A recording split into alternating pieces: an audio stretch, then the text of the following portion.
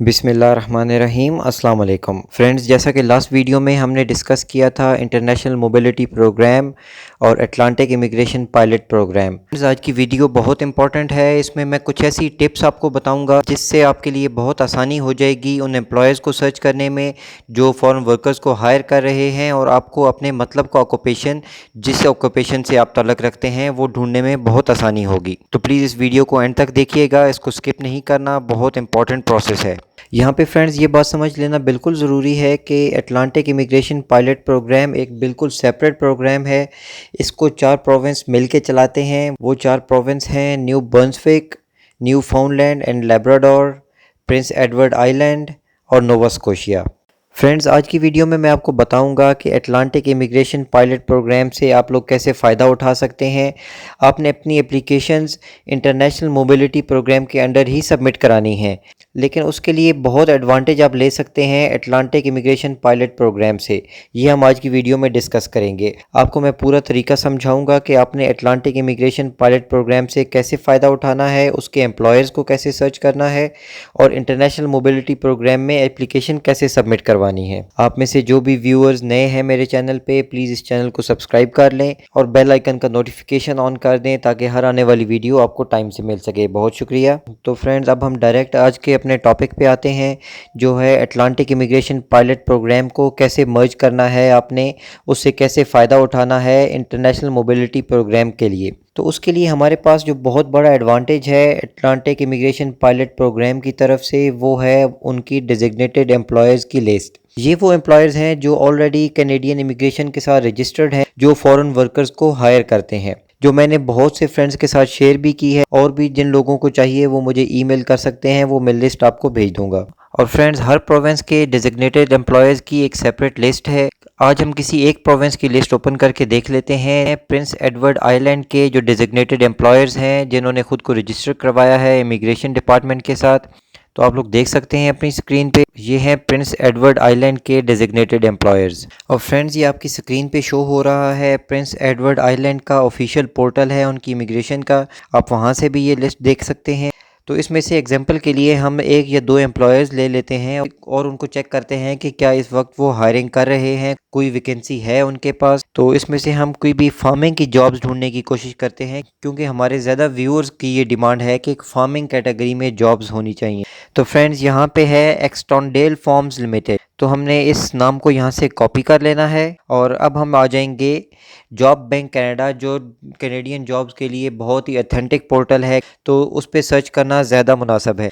तो फ्रेंड्स, ये आपके सामने है जॉब बैंक कनाडा। इसकी वेबसाइट है www.jobbbank.gc.ca। तो यहाँ पे आपने एम्प्लॉयर का नेम सर्च नहीं करना, उसके लिए आपने देखना है ये यहाँ पे लिखा है एडवांस।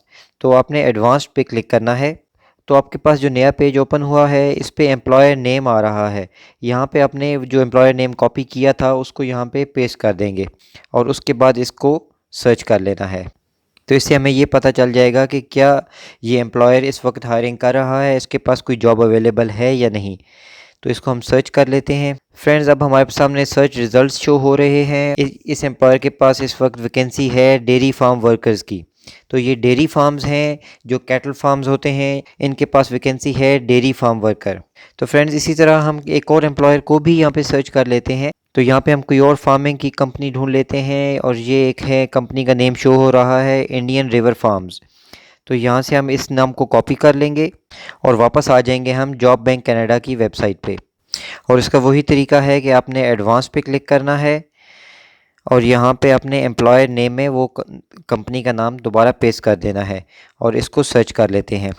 तो अब हमारे सामने इसके सर्च रिज़ल्ट्स आ रहे हैं। देखते हैं ये एम्प्लॉयर अब कोई हायरिंग कर रहा है। तो फ्रेंड्स, ये आपके सामने है कि यहाँ पे इस एम्प्लॉयर के पास 2 वैकेंसीज़ हैं, जनरल फार्म वर्कर और फार्म इक्विपमेंट ऑपरेटर्स। और जनरल फार्म वर्कर की सैलरी भी बहुत अच्छी है, $15 कैनेडियन डॉलर 15 पर आवर। तो बहुत अच्छी सैलरी है। इस जॉब को ओपन करके भी देख लेते हैं। जनरल फार्म वर्कर की जॉब है। इस कैटेगरी में अप्लाई करना भी बहुत आसान है और हायरिंग भी बहुत इजी होती है। इसकी रिक्वायरमेंट्स भी अब आपके सामने मैं आपको दिखा देता हूँ। तो फ्रेंड्स, ये जनरल फार्म वर्कर की जॉब है प्रिंस एडवर्ड आइलैंड में। इसका सिटी है केंसिंगटन। उसमें ये जॉब है, इनके पास एक वैकेंसी है। और इसमें एजुकेशन की रिक्वायरमेंट में लिखा है नो डिग्री, सर्टिफिकेट और डिप्लोमा।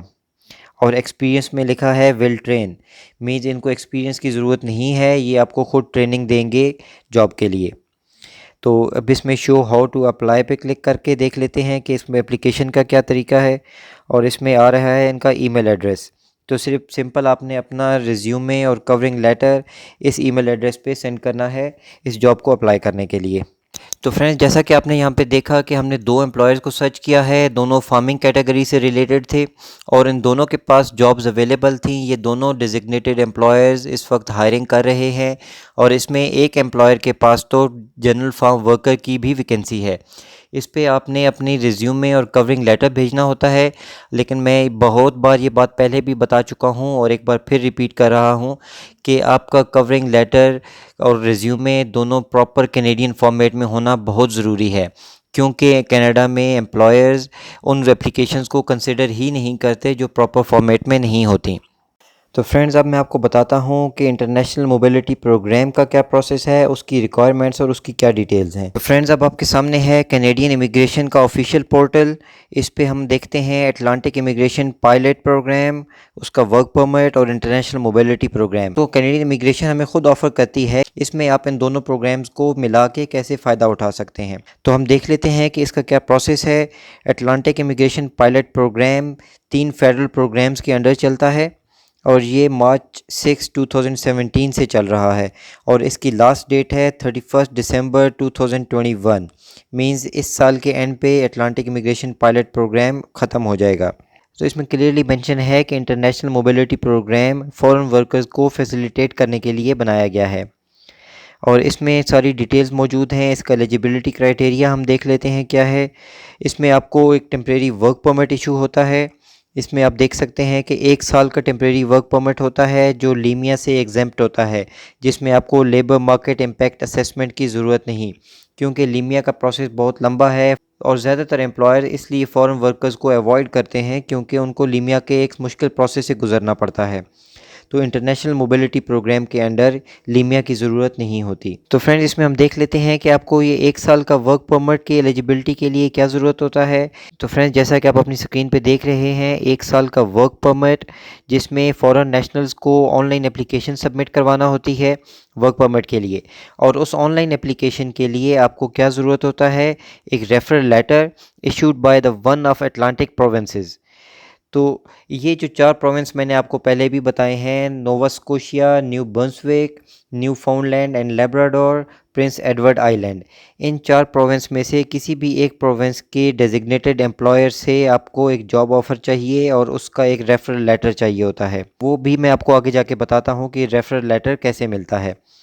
तो आपको ऑनलाइन वर्क परमिट अप्लाई करने के लिए एक रेफरल लेटर चाहिए होता है, एक साइन कमिटमेंट जो आपने अंडरटेकिंग देनी है कैनेडियन इमिग्रेशन को।